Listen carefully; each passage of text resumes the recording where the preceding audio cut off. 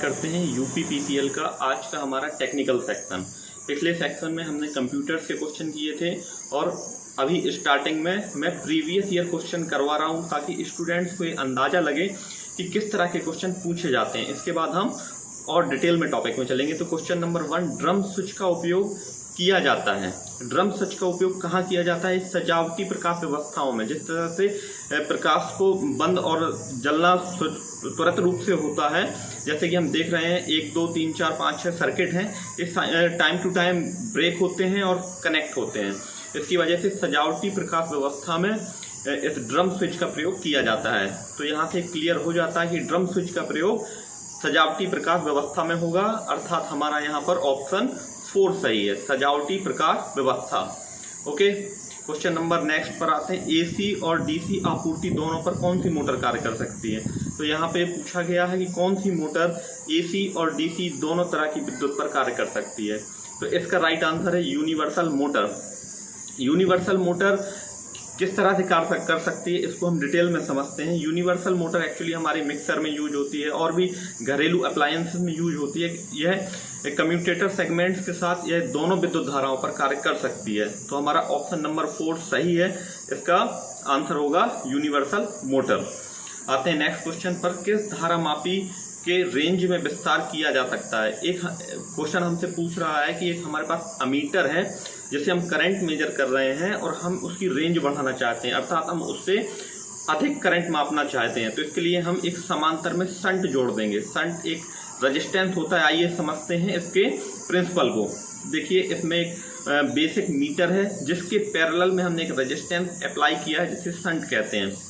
इससे होगा क्या कि मीटर में आने वाली धारा 2 दिशाओं में बढ़ जाएगी, ISH और IM। और रेजिस्टेंस का हमें वैल्यू पता होगा जिसके बेसिस पे हम रेशियो द्वारा करंट की वैल्यू पता कर सकते हैं।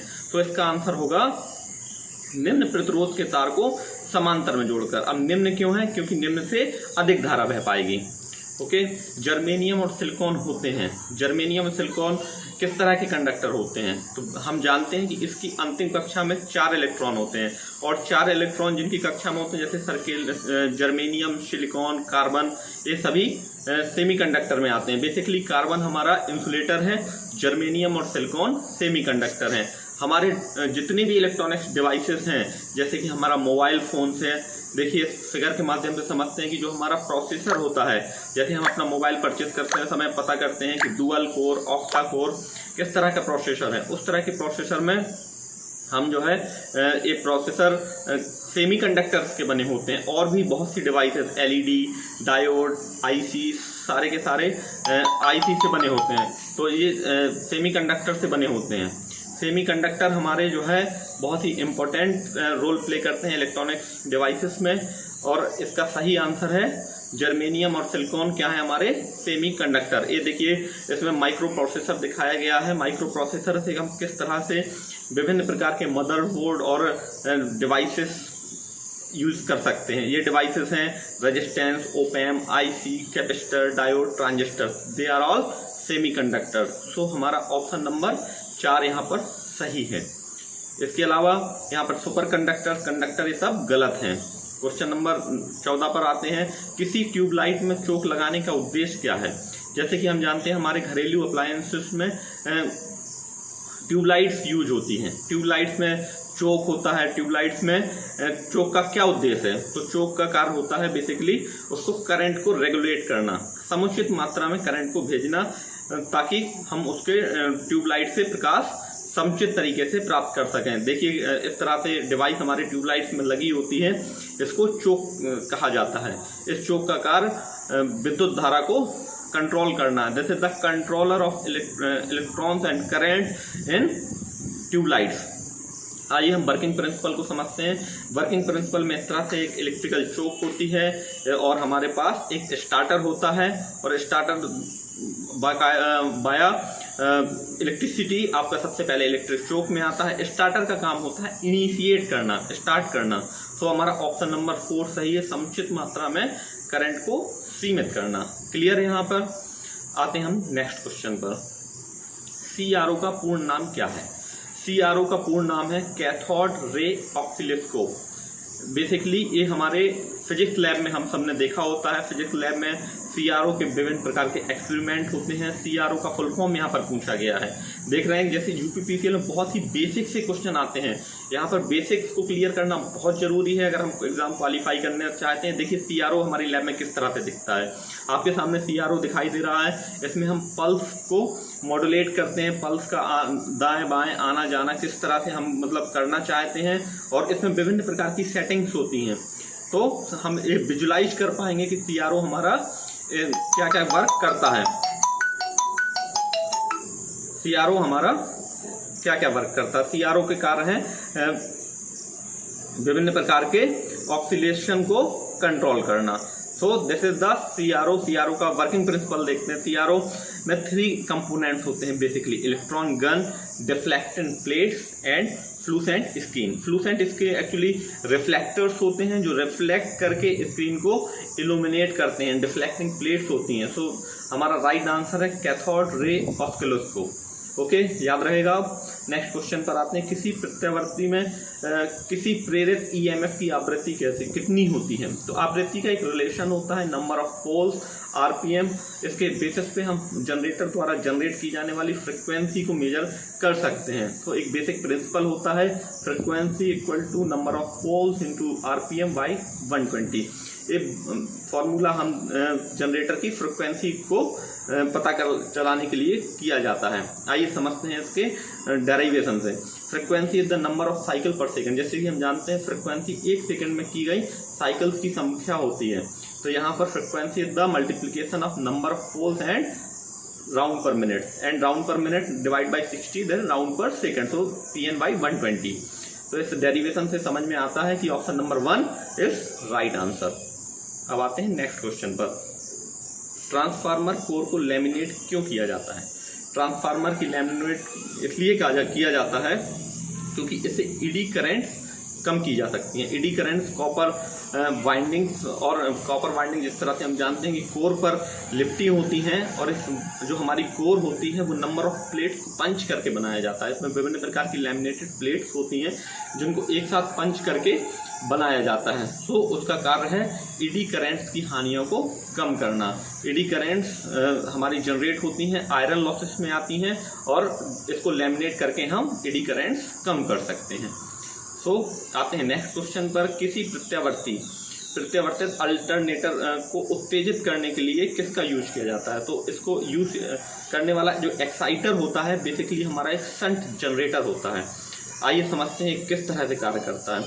तो आप सामने देख पा रहे हैं कि एक जनरेटर दिखाया गया है। जनरेटर में एक मेन रोटर है, मेन रोटर के राइट हैंड साइड फैन लगा हुआ है और left hand side rectifier. Rectifier basically device होती है जो हमारे अल्टरनेटिंग करंट को डीसी में कन्वर्ट करती है। सो यहाँ से हमें क्लियर हो जाता है कि हमारा जो अल्टरनेटर है उसका जो एक्साइटर होता है वो एक शंट जनरेटर होता है। आते हैं नेक्स्ट क्वेश्चन पर। किसी जनरेटर में फील्ड कॉइल कैसे जुड़ी होती है। तो बेसिकली हमारे जनरेटर में 2 तरह की कॉइल होती हैं, एक होती है फील्ड कॉइल, एक होती है armature coil. Armature coil rotary part होता है जहाँ से हम करंट को कनेक्ट करते हैं, करंट जहाँ से वो करंट आउटपुट देता है। सो आइए हम समझते हैं इसके वर्किंग प्रिंसिपल को इसके डायग्राम से। तो आपके सामने डायग्राम है, इसमें इंटरपोल आपका टॉप पोजीशन में दिखाई दे रहा है। इंटरपोल जैसे कि हम देख रहे हैं कि आर्मेचर के साथ ये सीरीज कनेक्शन में है। तो डियर स्टूडेंट यहाँ से क्लियर कर सकते हैं कि जो N और S पोल हैं हमारे वो आपस में एक दूसरे के सम्मुख होते हैं, और हमारा राइट आंसर यहाँ से होगा आर्मेचर वाइंडिंग के साथ series connection. Option number 4 armature winding के साथ श्रृंखला, श्रृंखला मीन सीरीज। तो option number 4 is right. DC generator किसके सिद्धांत पर कार्य करता है। बहुत ही बेसिक सा क्वेश्चन है। इसका राइट आंसर है फैराडे का इलेक्ट्रोमैग्नेटिक प्रिंसिपल, विद्युत चुंबक प्रेरण का सिद्धांत। क्या है ये सिद्धांत। तो फैराडे का वर्किंग प्रिंसिपल ये है कि जब किसी धारावाही चालक को बंद चुंबकीय परपथ में घुमाया जाता है, फ्लक्स कटता है, फ्लक्स के कटने के कारण उसमें ईएमएफ जनरेट होता है। देखिए आप फिगर से समझ सकते हैं कि 2 मैग्नेट्स हैं, इसके बाहर एक बंद कुंडली रखी हुई है। जैसे ही हम इसको रोटेट करते हैं, रोटेट करने से इसमें ईएमएफ जनरेट होता है। तो this is the working principle of Faraday electromagnetic force. Faraday के साथ ही यहाँ पर लेंज का नियम भी बहुत बार पूछा जाता है। लेंज का नियम कहता है कि वह धारा उसी कारण का विरोध करती है जिसके कारण वो स्वयं जनरेट हुई है। तो स्टूडेंट्स यहाँ पे 2 क्वेश्चन बनते हैं और आपको दोनों ही सही अटेम्प्ट करने हैं। हमारा राइट आंसर है ऑप्शन नंबर 4।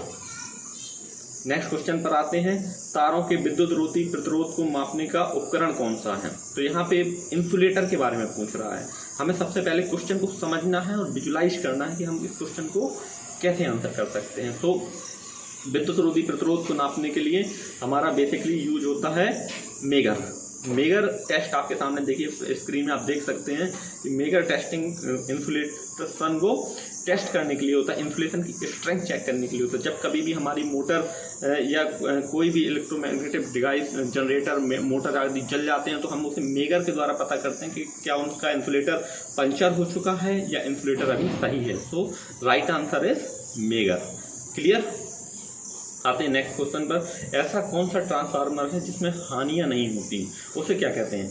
तो स्टूडेंट्स हम जानते हैं कि ऐसी कोई भी डिवाइस बनाना पॉसिबल नहीं है जिसमें कोई लॉसेस ना हो। ऐसी तो एक परिकल्पना ही मात्र हो सकती है, इसलिए हमारा राइट आंसर है आइडियल ट्रांसफार्मर, आदर्श ट्रांसफार्मर।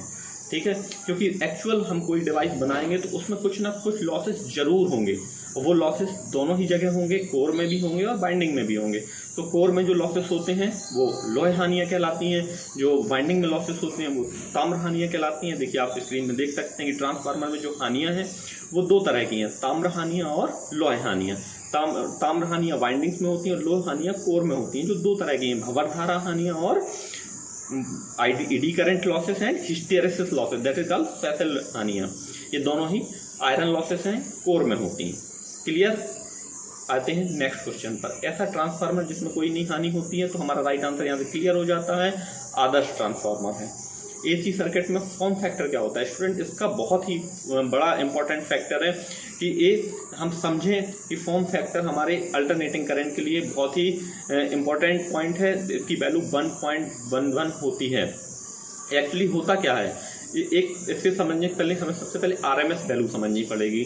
आरएमएस वैल्यू होती है root mean square value, that is the root mean square value आपका मोस्ट एवरेज होता है किसी अल्टरनेटिंग करंट का। बेसिक एक साइनोसाइडल वेव होती है तो फॉर्म फैक्टर इसका निरूपित करता है RMS value upon DC value. इसका रेशियो होता है फॉर्म फैक्टर और इसकी वैल्यू हमारे यहाँ 1.11 है। तो राइट आंसर इज 1.11। लुमिनट अपॉन वाट किसकी इकाई है, तो ये इंटेंसिटी की है। इंटेंसिटी मीन्स होती है तीव्रता, जिसका हम शाब्दिक अर्थ समझें ये तीव्रता है और तीव्रता दिखाती है इंटेंसिटी मीन्स कि पर वाट कितनी इलेक्ट्रिसिटी, कितनी प्रकाश हमारा जो है उससे गुजरेगा। भारत की बिजली की प्रचालन की आवृत्ति कितनी है, तो प्रचालन की आवृत्ति हमारी 50 हर्ट्ज है इंडिया में। फ्रेंड्स अगर हम यूएसए जाते हैं, यूरोपियन कंट्री जाते हैं तो वहाँ पर 60 हर्ट्ज मिलती है। ये इंडिया में 50 हर्ट्ज क्यों है और वाई डिसाइड कैसे होती है कि यहाँ की फ्रिक्वेंसी हमें 50 जनरेट करनी है। तो एक नेशनल ग्रिड सिस्टम है, जो हमारा पूरा ऑल इंडिया का ग्रिड है वो 50 हर्ट्ज पे होता है। ग्रिड बेसिकली 3 फैक्टर्स होते हैं किसी भी ग्रिड के। तो ग्रिड का पॉइंट नंबर 1 है, number 1 is frequency, second 1 is voltage, number is coefficient. This type of extinguisher is used in fire, electric fire। तो हम किस तरह का फायर यूज करते हैं, हेलोन CTC टाइप। एक एक्सटेंसिवर बिजली को लगी आग को बुझाने के लिए होता है। द SF6 सर्किट ब्रेकर क्रियाशील वोल्टेज होता है। जो SF6 हमारा वोल्टेज सर्किट ब्रेकर है 36 kV to 760 kV होता है। सबसे पहले हम समझेंगे SF6 सर्किट ब्रेकर होते क्या हैं। तो सर्किट ब्रेकर जैसा कि आप स्क्रीन पर देख पा रहे हैं, सर्किट ब्रेकर हमारे सर्किट को ब्रेक और कंट्रोल करने के लिए होते हैं। बेसिकली ये बहुत ही हैवी स्विच होती हैं। हम जैसे देखते हैं कि हम अपने घर में कभी स्विच ऑपरेट करते हैं तो वहाँ पर चिंगारी होती है। बहुत ही अधिक वोल्टेज की स्विच को जब ऑपरेट किया जाएगा डियर स्टूडेंट तो बहुत बड़ी चिंगारी होती है। तो ऐसे वहाँ फायर अरेस्टर लगाने पड़ते हैं ताकि उस फायर को हम कैच कर सकें, ताकि वो फायर एक्सटिंग्विश हो जाए, वो फायर फैले ना, वो एक बड़े धमाके के रूप में ना हो। तो वहाँ एक SF6 अक्रिय गैस भरी जाती है। आते हैं नेक्स्ट क्वेश्चन पर, किसी डीसी जनरेटर का EMF समीकरण क्या है। सबसे पहले समझेंगे डियर स्टूडेंट EMF क्या है। EMF is the electromotive force. Electromotive force क्या होता है, किसी जनरेटर द्वारा किया जाने वाला इलेक्ट्रिसिटी का वोल्टेज जनरेशन। इसको हम देखें Eg is 5Pn/16 into Z/A is the EMF equation। Which type of diode is used in voltage regulator। ये पूछ रहा है हमसे कि किस तरह के डायोड को वोल्टेज रेगुलेटर की तरह यूज किया जाता है, तो इसका राइट आंसर है Zener diode. Zener diode voltage regulator की तरह कैसे यूज होता है और किस बायस में काम करता है, किस अवनति में काम करता है, तो ये पश्च अवनति रिवर्स बायस में काम करता है।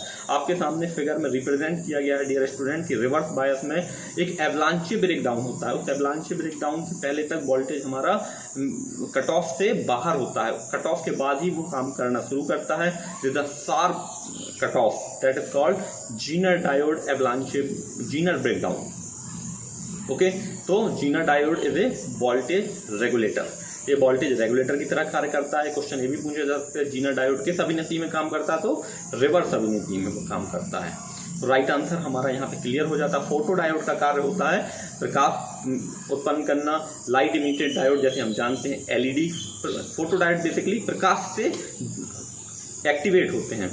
ओसीबी का पूर्ण रूप क्या है, ऑयल सर्किट ब्रेकर।